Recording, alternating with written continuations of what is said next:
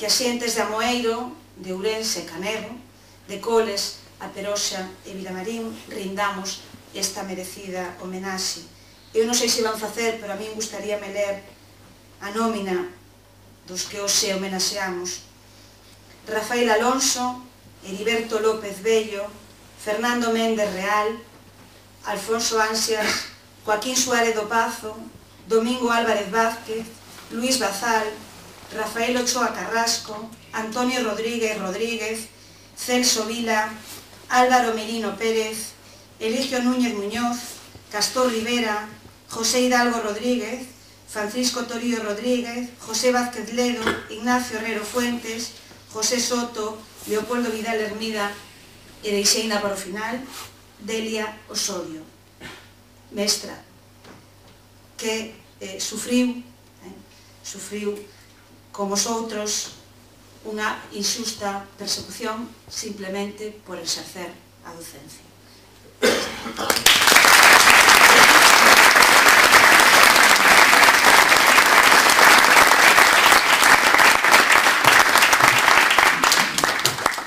Tengo a palabra Xosé Manuel Cid Fernández. Bos días, alcaldes, tenientes de alcaldes, concelleiros da comarca, familiares dos mestres represaliados, veciños e veciñas, alumnos que fostes e alumnas de todos estes mestres que agora acabamos de citar, algúns outros que sufriron tamén represión, inda que non tan violenta, porque realmente foi por riba do 50% nesta comarca de mestres que sufriron algún tipo de sanción.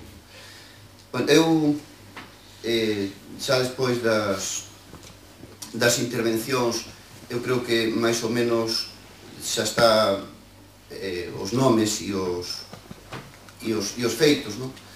Eu, sobre todo, agradecer que se me convidara a intervir neste acto.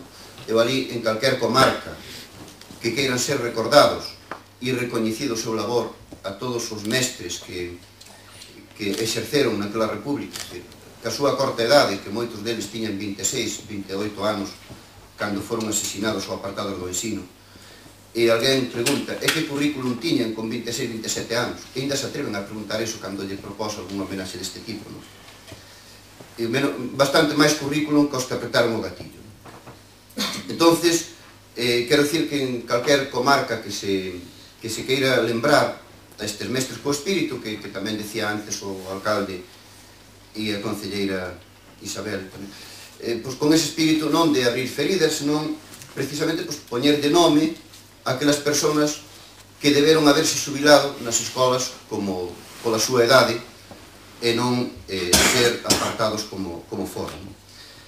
Bueno, hai uns 30 anos, máis ou menos, que vimos facendo pequenos actos de homenaxe. O primeiro, tuvemos a sorte de que ainda vivían varios deles, don Raúl González, Baltasar Vázquez, ou Marcos da Veleda. Xuntámonos nun restaurante ali en Ourense con uns 10 ou 12 viudas, a viuda de Abel Carvajales ou a de Luisa Cuña, e aquel foi un dos primeiros homenaxes que lle fixemos na democracia. Eu creo que tiñan que haberse repetido máis, pero nunca é tarde se o reconocimento que merecían, pois o damos, non? É dicir, polo menos, xa que non se lle poden devolver outras cousas, polo menos devolverlle esa honra e lavar a súa imaxe, decir quenes foron e non o que quedou para a historia da represión. Bueno, para así resumir brevemente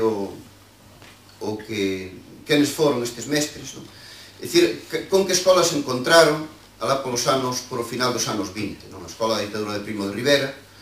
Eu, don Raúl, nunha ocasión, don Raúl, que era mestre no Ribeiro, era deste grupo da Ateo, que tiña tanta forza nesta comarca, pois don Raúl me dixo, non todos os mestres eran tan pouco cultos como o que me tocou a mí. Ele era para da zona de Luín. Poseía o título de mestre elemental, pero por ser veciño do pobo, dedicábase ao cultivo das terras de a xogar a brisca nunha taberna, encargándome a min a dirección da escola co encargo de que lle arrease a todo o que se desmandara. Non se pasaba da lectura práctica da escritura, facendo copias, e 4 reglas para aqueles que chegaban a aprender.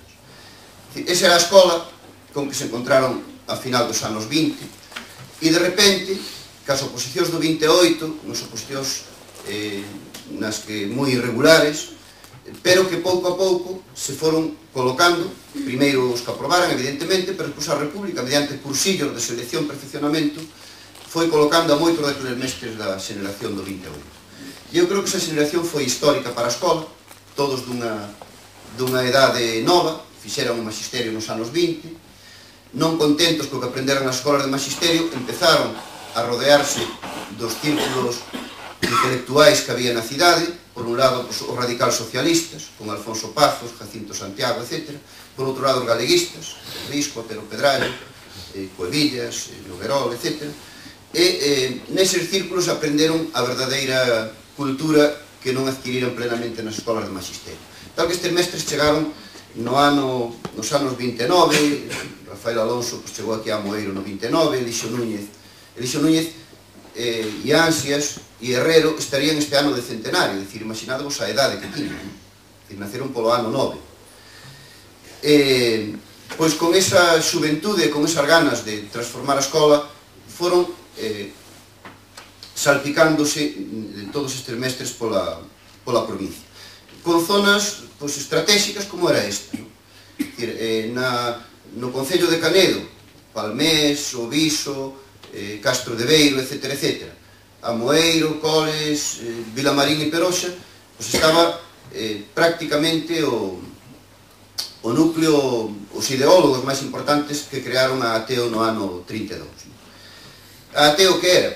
As siglas eran traidoras, pero era a Asociación de Traballadores do Ensino de Ourense, que por ser Ourense daba ateos, e era noutra provincia, daba simplemente, a de Madrid era Atem, e a de Barcelona, Atep, non tiñan nada que ver coas ideas religiosas, inda que evidentemente defendían o laicismo no ensino. Entendían que os tempos en que o cura entrase na escola sin permiso e reprendese ao mestre acabaranse, o que en Dios curas a Guardia Civil ou calquer outro elemento.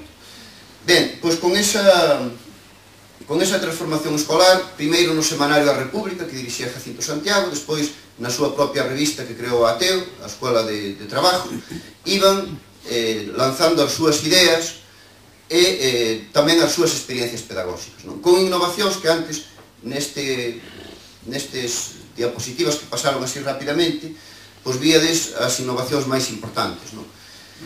Pois, desde a coeducación, mestres que, aínda que a República legislou a coeducación, non se implantou, seguíanse creando escolas de nenos e escolas de nenas, sobre todo no rural, onde había unha única escola mixta, pois para ter unha escola máis, e en vez de ter 80 por clase, ter 40, se creaba unha de nenas. En vez de crear outra mixta máis, pois creaba unha de nenas. Pero moitos destes mestres, que facían? Xuntaban a escola de nenos e a de nenas, e a mestra dáballe a unha franxa de idade, e o mestre dáballe a outra franxa de idade.